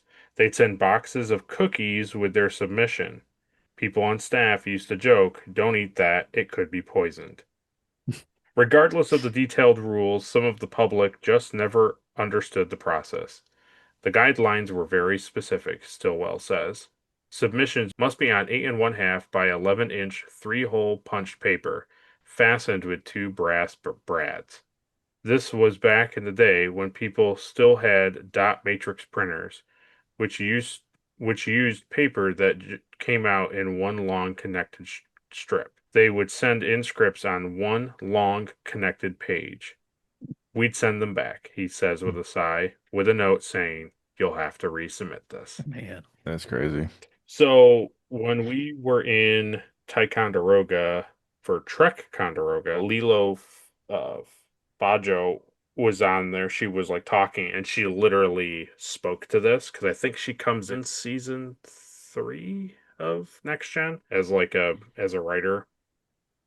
And she was literally talking about those brads and like it being 3-hole punch, and that like that's just like what happened, and like no other television series like did that. Like nobody did that. You don't open the door to let people of the public like write your episodes. I wonder how strict they were with that. They're like, this is an amazing script. Yeah, but they used a paperclip. Send it back. But it's an interesting thing where, now when you watch a television show, it's like the same 5 or 6 people are writing the same episode. Sometimes you have guest writers, but not a lot. So now basically they would get like a submission.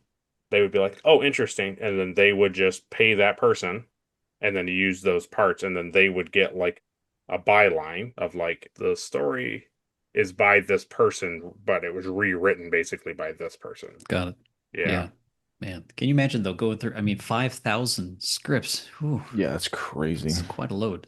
It's just crazy. Man, you think about all that work, and then you're like, well, no wonder they're only doing 10 episode seasons these days instead of 20 something.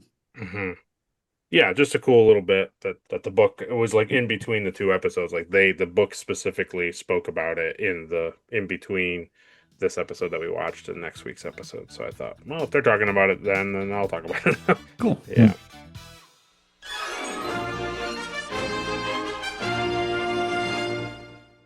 So we come back from trivia. I thought it was very convenient timing for Warren to die, and then we can cut back to your question there, Caleb, about Dr. Warren dying. I raised 2 questions about this. And okay. I said, why did she die from her injuries? And do you enjoy when she makes the turnaround to realize that like they're not gods? Yeah, to me, it's the thing I wanted before it went to commercial, right? Like, use this time to explain to her that, like, no, like, I can't do this. This is why, but you have to delay it. But yeah, I thought it was great. Again, why she dies, what she's dying from, no idea.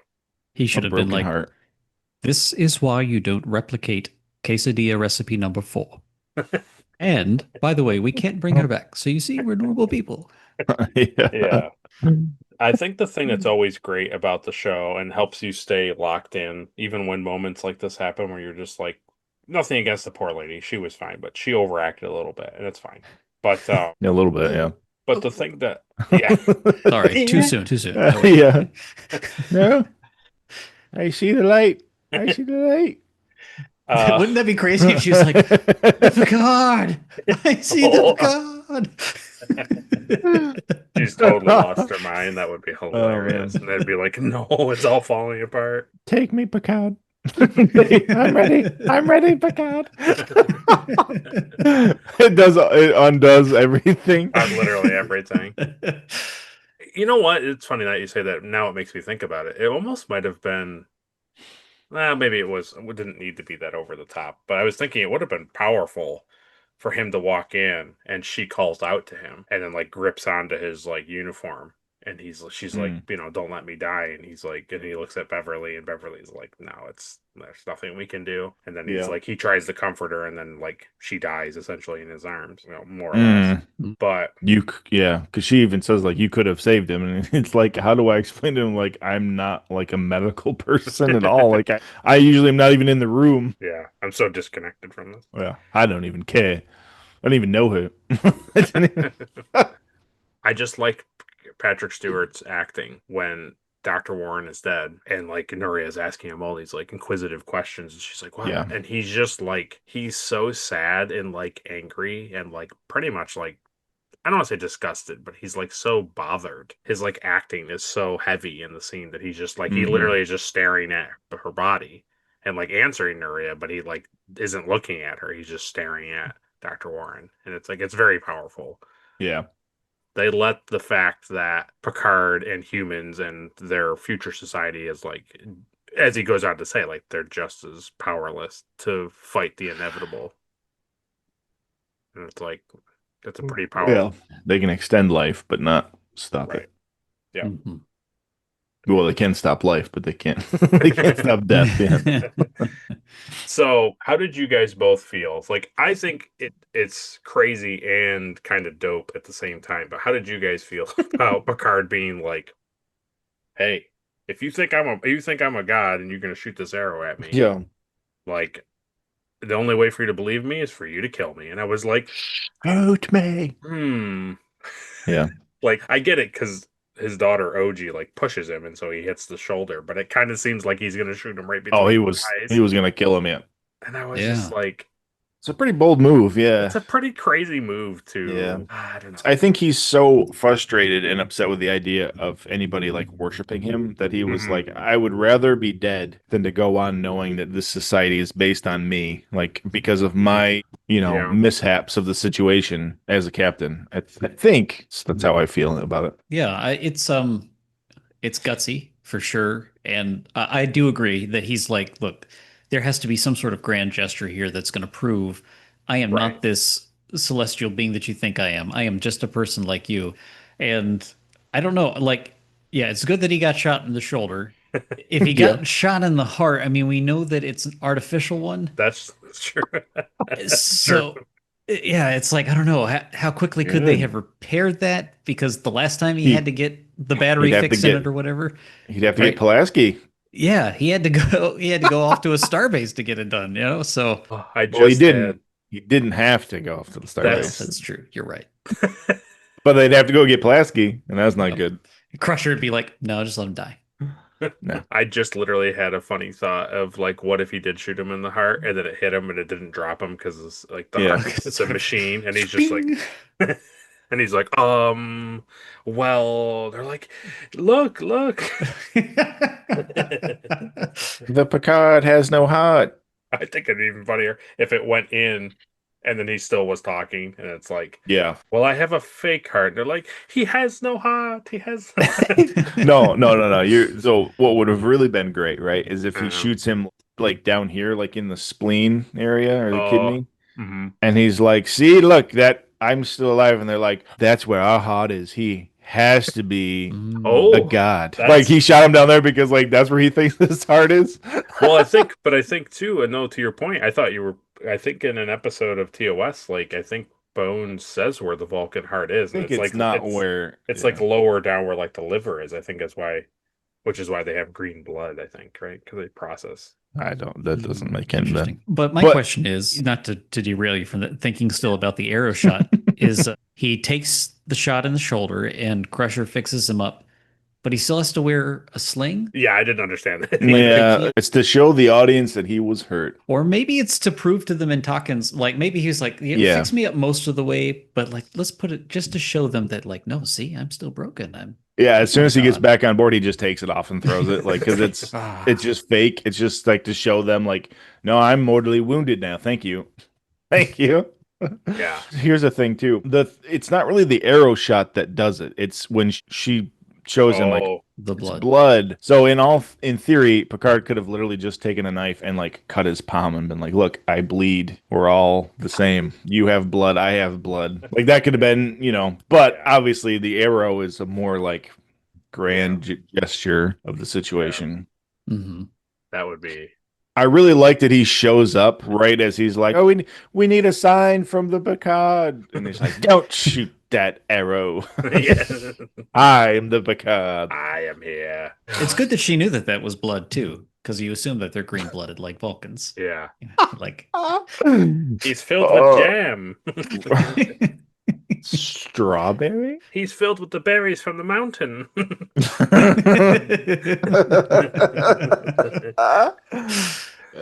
Yeah, I don't know. That's The thing really I was funny. just thinking about was like, I get it. Like he's in a bad situation and like what's happening is terrible, but it's localized to this planet and like they're not even anywhere near space exploration. So they're not going to like cause a galactic issue and even a sector issue. And I was just thinking Picard is like the captain of the flagship and he is involved in so many things. Like Everything? incredibly important things to like the actual quadrant. And Yeah. he's just like, but I don't want these group of like 11 people to think I'm a god. So you can shoot me right in the head. It's like, oh, I don't know about that. Like I don't Yeah. like, I'm so sick of being captain anyway. right. It's just like Do it if you're man enough. Do it. Yeah, that's Yeah. really funny. You'd also think I was also hoping that Worf would have given him like a real good one-liner like in Medbay. Just to get a nice 45-second scene where Picard is being like dermal regenerated on the thing and Worf walks in and he's like, wonderful, Captain. He's just like he's so happy that Picard just like looked death in the eye kind of thing, I wish I was on the planet. I would have gotten shot in by an arrow, And then, it ends. I think it ends with this moment of I again like Picard's hesitation, and they hand him this like beaded, I don't know what you would really call it, but like a tapestry kind of thing. Yeah, that's kind of what I was thinking. And I was just thinking, I really liked his hesitation when they hand it to him. He has this whole, at least how I interpreted it, he has this moment of like, I don't want to take this because like could this be furthering them giving gifts to me as a god, like thank you for teaching us, kind of thing. It's also a constant reminder the day you broke protocol. Yes, but then he takes it and it's just like but it's all like he's like we're all thinking like you individually as a person have such a deep connection with these people now, more than probably any other species that you've come across that's not a part of the Federation. Yeah. And also he's an archaeologist. And also that, yeah. So that's cool too. Yeah. So it was pretty cool. It came to me at the very last bit, and I have it here in my notes, and it made me think of you, Josh. When you were talking about it, you made the joke. But seriously, this is the 4th episode in, and there is a lot of electrocution in this stretch of episodes. Because, Shocking. right? So the first episode, Stubbs gets electrocuted. Data gets electrocuted. Yep. Like Ocean. Yeah. And then in the 3rd episode, the ship shoots the Enterprise and it's all like electrical crazy stuff like on the shields, like it's eating away the shields. And then now this guy gets electrocuted, and I was like, somebody was really fascinated by it in this like couple weeks of writing. I think this is the year where they developed the blue electrocution like CGI, and they're like, you gotta use that as much as we can. The digital effects guys like, dude, guys, you got to check this out. Look, use it. Yeah, it's one of the things that I do wish Caleb could see is the like how it used to look. Yeah, I don't, because it's like I don't want to see it. Yeah, I don't know. I just like I enjoy that kind of stuff. Yeah. So I'm going to have to keep track of that now. So as of this episode, we're 25 episodes since the last saucer separation was mentioned. Yes. So, and now we're 4th episode in a row with some sort of electrocution. So, all right, great. I'll add it to the list. We need like a counter. I want it to be, it makes no sense, but I just want it to be Palpatine in the corner, like, and he's making the number, One. Yeah. Or in a row. Exactly. I can't wait for next week now. That's all we're going to be doing. It's looking for like, Yeah, that's really funny. I want, moving forward, I hope to see that tapestry in Picard's office, but I know I won't. So could be a first and last situation. First and last, baby. It's a good question. I mean, I'm sure we'll see Picard's quarters. I know we see Picard's quarters again in the future, so that would be good to look out for. It'd be cool to see. Yeah. Speaking of first and last, they don't ever come back to the Mintakans, which, it would be cool to know what had happened, because the truth is their culture is still contaminated. Yeah. They tried to do what they could to minimize things, and, being Vulcan-like, you figure that they'll kind of, logic things around and not be overwhelmed by it. But Yeah. now, how has this changed the trajectory of their society and what's going to happen with them? But It's one of those things. It's like, so they understand like very well now, but like right. the longer and longer they go, like generation wise, they're gonna like pass this story down. It's gonna become a legend or an Right. ancestral thing. It's like either they're gonna like really be grounded into like more science and getting to see space, or Right. it's gonna become a thing like, you know, we're 100 years down the road, like they legitimately do believe in like this stuff again. Because the stories of the past have become now, you know. or what if this situation causes that village to progress more in the way of science and technology, and those outside of them take longer to develop, like, and it causes some sort of weird caste Yeah. system or something change. I don't know. We'll have to wait And I for, could- yeah, for the yeah, I new could do series, like a Star Trek war. Mintaka. Exactly. That's exactly what I was thinking. Mintaka 3. Mintaka 3. They have to send the deaf guy down to, to have them not fight the other villages anymore. It's not reasonable. They won't agree to our space program. It also, and you know, this is just a kind of a random side point, made me think, and I'm not the biggest fan of the Kelvinverse stuff, you know, but it's okay. But knowing that Vulcan is destroyed in that timeline, would the Vulcans be moved to find the Mintakans and try to incorporate them into their culture because there's so few of the Vulcans left now? You know, would they? So we'll never know. But you know, I don't know. That it made me think of that too. That's interesting. It may be illogical to bring in primitive Vulcans. Yeah. But is it what reasonable? What if those Vulcans need to breed with these Vulcans to prolong their society, like we saw with the other? Well, they definitely make them look way more Romulan in appearance. The eyebrows are more slanty. Yeah, and they have like a heavier, like cranial brow, because Vulcans are just slanted eyebrows with, you know, like darker eye sockets. Yeah. That's pretty much it. These guys, they had like actual like me, Proto Vulcan. And they were a bit more emotional, right? Yes. Yeah. So maybe the Federation's got it wrong. Maybe they're Proto Romulans. That's true. Oh, that would make more sense. Yeah. Oh well. Interesting. Yeah. Well, that was the review of the episode. But before we conclude it, let's do the thing that everyone's been waiting for.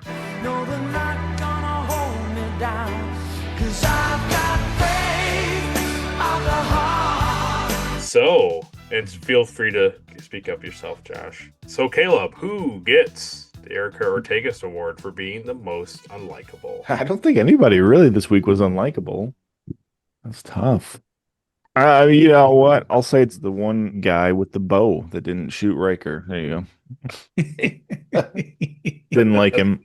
It's like either kill Riker or don't. Yeah. Shoot your arrow or you know. I was going to make the joke that Palmer was the most unlikable because he abandoned his crew, his like teammates or whatever, his lab people. And then when they go to look for him, he's like, I'm not going back to that thing. I'm going to a cave. Mm-hmm. So either help everybody or jump out of this window. Well, peace. Hope I don't survive the fall. Make the Enterprise search for me or go back to the blind. I hope nobody sees me. But yeah, I think his name is Hali or Hala or whatever. Yeah. So well, he's right there. You saw him. Next is the Elizabeth Cutler Award for being the most forgettable. I think it's Worf this week. Yeah. Not enough Worf stuff, you know? Yeah. They didn't want to ask him any questions. It's the prime No, because directive. You kill him. It's either black or white. Like he would have came to the planet and just started killing everybody. I think they probably don't cut to him at all because I think in Pen Pals with Sarchenka, like he just is like, yeah, you just let this little girl die. Like it's the prime directive. So I think his same stance would have just been like, no, like you don't beam the guy up, kill him, kill the girl, and we're all set. Just nobody knows anything. Yeah. Move on. I like that one because, yeah, until you had mentioned Worf at one point when we were discussing the show, I was like, yeah, was Worf even in this episode? Very briefly, yeah. I couldn't remember. I bet you Michael Dorn loved getting all made up for standing around. Yeah. They'll just be in the background of shots, right? Yeah. Because that's the best part. Because it's still like Thursday and they have to film an 8-hour day, but he has to stand in the back and just poke the console. Yeah, wonderful. Okay, next is the Mugatu Award for being the best alien of the episode. It's fine. You can give it to the Proto-Vulcans. The Proto-Romulans is fine. It is just a silly prosthetic on their forehead, so. Well, yeah, but it's fine. Take that, Worf. Yeah. That's right. That's our other running tally is. Worf is always the best alien. How many consecutive episodes does Caleb say Worf? Well, very good. Yeah, Proto-Vulcans, obviously, yeah. They're the Mintakans. Okay, next is the Trip Tucker Award for the MVP of the episode. It's got to be Picard. Yeah. So it's funny. Remember that episode where Pulaski and Troy like really affect like Data, and then they're like, "Hey, Picard, you got to go take care of this situation. We messed up, and we can't fix it." This is like another instance of like his crew like doing really bad stuff, and then like he has to fix the situation at the end. You know? Yep. And it's like he doesn't even want to like be involved in it. Like for him, it's like no, it's the Prime Directive, but it's like you got Beverly taking people on board from the planet. Doesn't tell them either. You got the stupid Federation scientist guy running around hiding in caves on the planet. It's like all this stuff, and it's like now he has to get involved and like fix it. Yeah. So, and he does, and he says, "Shoot me." Shoot me. Okay, next is the Spock Award for the best line of the episode. This is the one I always struggle with the most. Unless, of course, Worf says something, which he didn't this week. So there's no good Worf quote. Man, I don't know. What do you got, Josh, for this one? Anything? So I think it's not just a line because it is a bit of dialogue back and forth, but I like, do not kneel to me. You do not wish it. I do not deserve it. It's pretty good. Yeah. Yeah. Picard's I do not deserve it. Mm-hmm. Feel my hand in my pulse, in my bald head. Feel how clammy my hands are. That would be, that would have been so funny. Like, ew, gross. Oh, yeah. I'm nervous. That's pretty funny. Are you taking that one? Yeah. Caleb? No, that's good. Yeah, that's good. It's better than anything I could come up with. I'm going to have to put like a little asterisk on it to be like, well, that's really what Caleb thought. No, I didn't. Okay, next is the Shran Award for the best action sequence. I do like when they beam out. I do like when Riker and the scientists beam away. I think that's a good shot. So I think that's good. Yeah, to me, it comes down to that or Picard getting shot with the arrow. Like, that's probably the two things. The people getting exploded and then, like, falling out of the window is, like... Don't care about that. Right?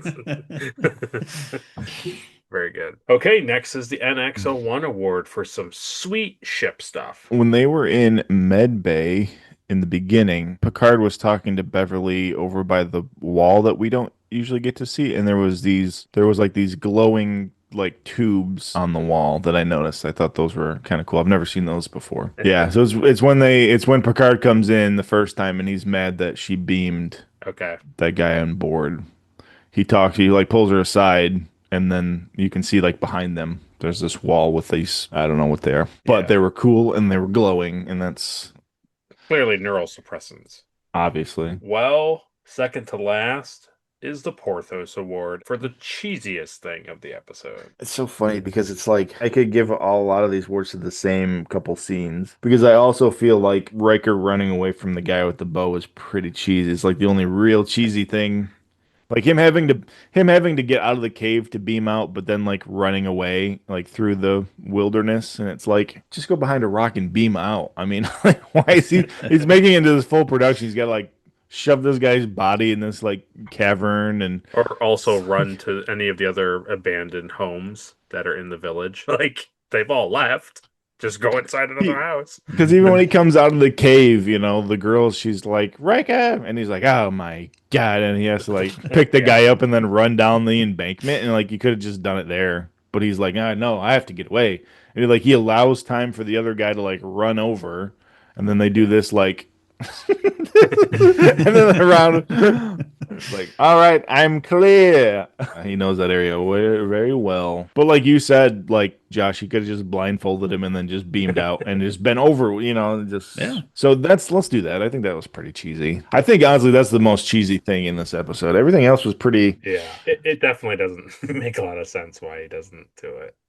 It's either that or the scientist's explosion in the beginning. That's pretty cheesy too. I mean, that's yeah. And then the guy rolling. Yeah, let's do that. You want that? The explosion. See how? No, the explosion in the beginning. I forgot about it. It's very cheesy. They fly out of their seat. They fly on the desk, and then the one guy he's laying down, and then he gets up. He like literally stands up, and he's like and then he's like. And he rolls out the window. Like that's pretty cheesy. That's really over the top, Yeah. I think it's to your point, I think it's so cheesy because why did she die? It was just like some sparks and some smoke happened and she's like, yeah, she's dead. I can't wait to go back and look and she's like getting like physically like electrocuted and I just wasn't paying attention to it. She's not. I think honestly, to be honest, I think she is the closest one to the reactor, but maybe. But it's just one of those things too. It's like, so when Geordi comes in to replace the battery, like the reactor looks fine. Like it's pristine, like everything in Star Trek. Like don't put like scorch marks or anything on it. Make it look like it blew up and it's all like the top's melted. No. Don't do anything like that, like to show me like, wow, that was actually a bad explosion. It's like, it's totally fine. It just shoots out sparks. Right. And they're like, well, you got to get rid of this one. Put this one in, all set. I still don't understand why they need this. All right, and lastly, it's the Star Trek Enterprise Award for the best scene of the episode. I'll give this one to Picard at the end when he's given his speech and he says, if you really believe that I'm a god, then I'll be fine. But if not, then you're basically going to kill me. Yeah. I just think that was a good scene, like him showing up. Yeah. To like save Troy and have this big grand finale speech. I thought that was pretty good. Yeah, and there was a small little blip where they cut back to Marina and Troy, and they're like, no. And she just has like, she softens her face when she sees him. Like her acting changes when she sees Picard. She's like, she knows that she's going to be okay. Like, and she's not going to be shot. Yeah, and I was thinking to that point was like, as a Starfleet officer, you kind of have, what's happening. Like, you understand your position on this planet. And I was thinking that she might have just been resolved. Like, she doesn't want to, but like, she doesn't expect them to come and save her because that would be violating the Prime Directive. So it's almost like by seeing Picard come down, she's like, oh, okay, like, I'm not going to get killed.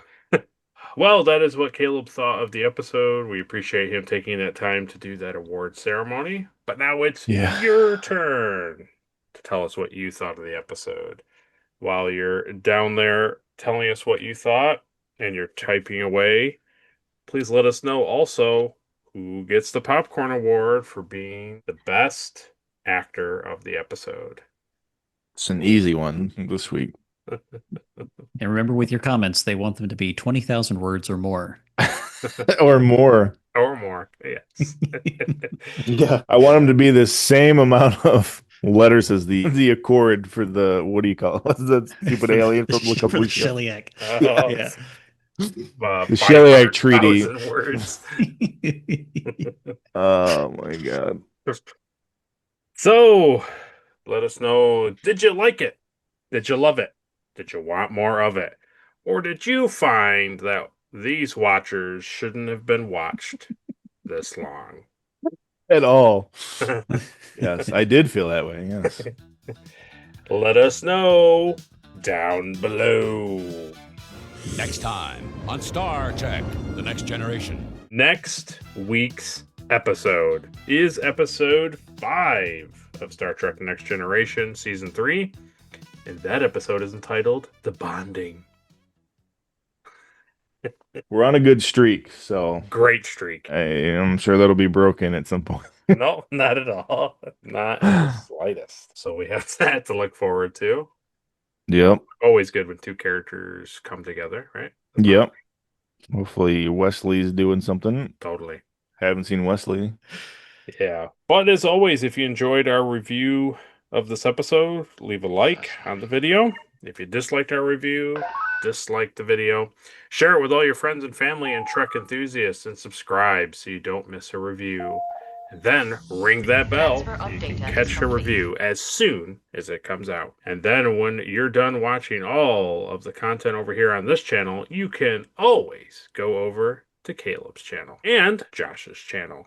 Yeah. Where you guys can continue supporting us in different ways by finding a video on either of their channels, by liking it, commenting, suggesting, subscribing. You decide. We appreciate, as always, our Patreon supporters, Ed Mark Starr and Captain Olimar, for their continued support. We appreciate everything that they do, and we're glad that they stick it out for all of our nonsense, and we appreciate them. And we cannot thank enough from seeing Josh from my office. We appreciate him joining us on this review, getting to see some of the sprinklings of some of the humor that he has on his own channel. So if you like comical Star Trek or just Star Trek content in general, that's another channel to add to your subscription page. Thank you guys for having me. It was an honor. I hope I brought something worthwhile, and I hope I get a chance to do it with you guys again in the future. Yeah, absolutely. Yeah, it's fun. Yeah, it's always good to have a guest. So we'll give the honor to you, Josh, this week. You can send us out and close out the Retrack review. Okay. Computer, give me fresh crops from the Picard.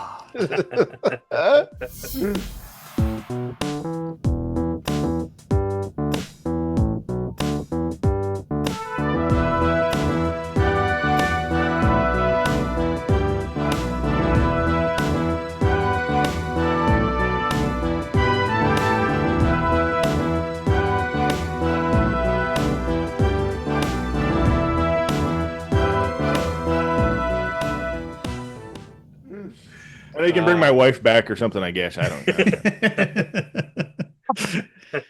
Whatever.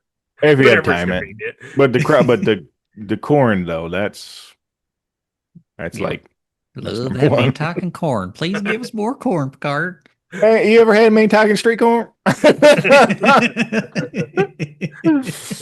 Oh man. Oh God. That's really good.